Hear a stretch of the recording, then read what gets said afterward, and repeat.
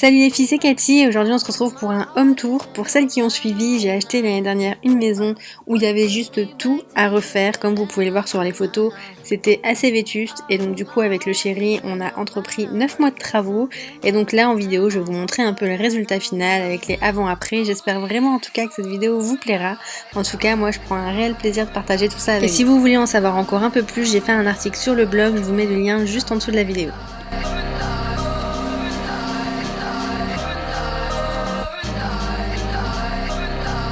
Maintenant que vous avez vu les photos avant, on va passer au résultat final. Donc voilà à quoi ressemblait l'entrée à la base.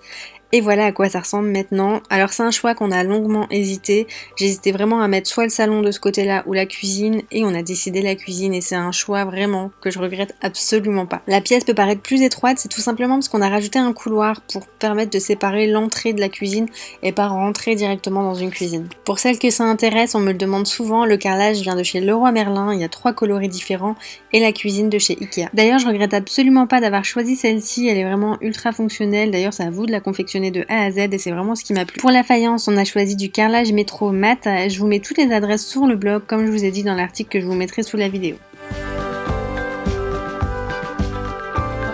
Et maintenant on passe à la salle à manger, on commence avec ces 2 énormes posters que j'ai pris sur le site Desenio. D'ailleurs il y a moins 25% en ce moment, je vous mets le code juste en dessous, je pense que ça peut être une excellente idée de cadeau pour les fêtes de Noël. Pour celles qui connaissent un petit peu, c'est une maison 1930 que j'ai achetée et elles sont plutôt étroites, il faut essayer d'optimiser la place.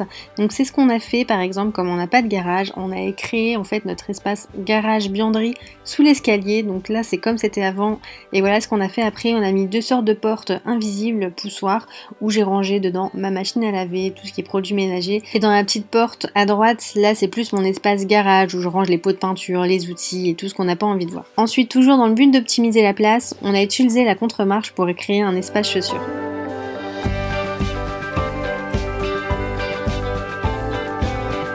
Donc voilà à quoi ressemblait mon salon avant. Et voilà à quoi il ressemble maintenant, on a vraiment complètement tout repensé, on a décidé de mettre une fenêtre horizontale pour vraiment amener la lumière jusqu'au bout de la pièce. Pour les meubles, j'ai quasiment tout acheté chez La Redoute, plus précisément aux Aubaines. Pour celles qui connaissent bien, en fait, ça permet d'avoir les meubles de La Redoute avec du moins 70, moins 50, moins 30%, parce qu'il y a des petits défauts, mais pas forcément tout le temps, et ça vaut vraiment, vraiment le coup.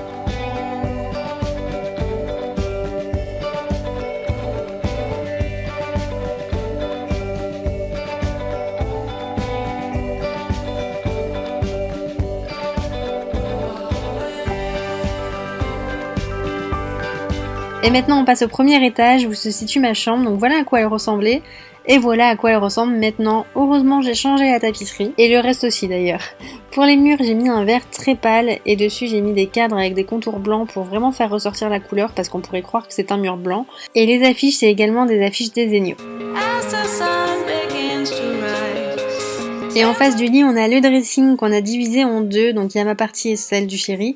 Et je regrette vraiment pas d'avoir fait système, on a mis donc des commodes Ikea et ensuite des tringles Ikea également qui coûtent vraiment rien du tout, 5 € qu'on a juste assemblé les unes d'à côté des autres. Et je regrette vraiment absolument pas d'avoir fait système, vraiment. La seule chose que je changerais, ça serait les commodes Ikea parce que je les trouve un peu trop fragiles. Maintenant on passe à la salle de bain, donc on a complètement repensé, remodifié les cloisons, les escaliers, on a vraiment tout changé. Et je voulais vraiment une salle de bain toute blanche et c'est ce que j'ai fait, on a mélangé le bois et le blanc. Pour le carrelage, on a pris le même carrelage que la cuisine, sauf qu'il est gris anthracite alors que l'autre était gris clair. Si vous avez également des petits espaces, je vous conseille de mettre des portes coulissantes, vous verrez, vous gagnerez énormément de place. Pour tout ce qui est boiserie, on l'a fait faire par un menuisier, ça nous a permis de faire énormément de choses sur mesure. Toujours dans l'optique de gagner de la place, on a ajouté des rangements face aux toilettes et en fait normalement c'est des meubles de télévision, enfin qui se trouvent chez Ikea dans le rayon meubles de télévision et c'est ultra pratique parce qu'ils sont pas très profonds. J'ai fait le choix également de mettre la baignoire sous la fenêtre, c'est vraiment ce que je voulais, c'était une de mes conditions. Et comme la salle de bain est plein sud, ça permet vraiment d'avoir une très jolie luminosité toute la journée. Je sais pas si vous êtes comme moi, mais j'utilise toujours un tas de produits pour les cheveux, pour les corps en même temps, donc du coup j'ai tout mis dans un bac et ça permet d'être à peu près rangé. Et maintenant on passe à l'espace bureau. Alors c'est un bureau que j'ai attendu pendant très longtemps, je l'ai terminé il y a pas longtemps d'ailleurs. Et c'est un bureau que c'est mon papa qui m'a fait sur mesure avec un petit meuble Ikea en dessous et c'est lui qui m'a fait le plateau tout simplement avec des planches qu'il a trouvé chez Leroy Merlin. Bon, comme vous l'avez vu, je pense que j'adore vraiment les posters Desenio, donc j'ai mis le dernier, celui qui m'est resté.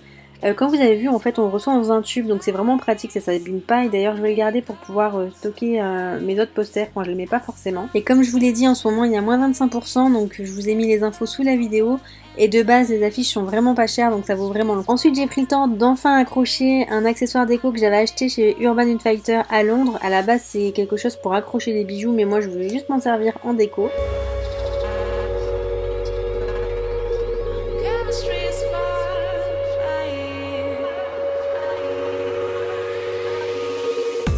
Et on termine avec la chambre d'Annie, donc c'est là où Cindy vient dormir quand elle vient à la maison. J'ai vraiment changé en fait un peu les styles à chaque fois dans chaque pièce. La déco n'est pas encore vraiment finie, mais j'essaye de l'améliorer un petit peu chaque jour. La couverture en laine que vous voyez juste en dessous, c'est une couverture que ma mère m'a tricotée. En fait c'est la laine que Fildar m'avait envoyée l'année dernière. J'avais commencé à faire une sorte d'écharpe avec.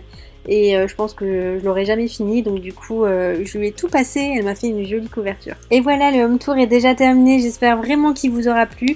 N'hésitez pas si c'est le cas à mettre un pouce vers le haut et à me laisser un petit commentaire, ça me fait vraiment plaisir. Je vous dis à bientôt pour une nouvelle vidéo et n'hésitez pas à nous rejoindre sur Instagram.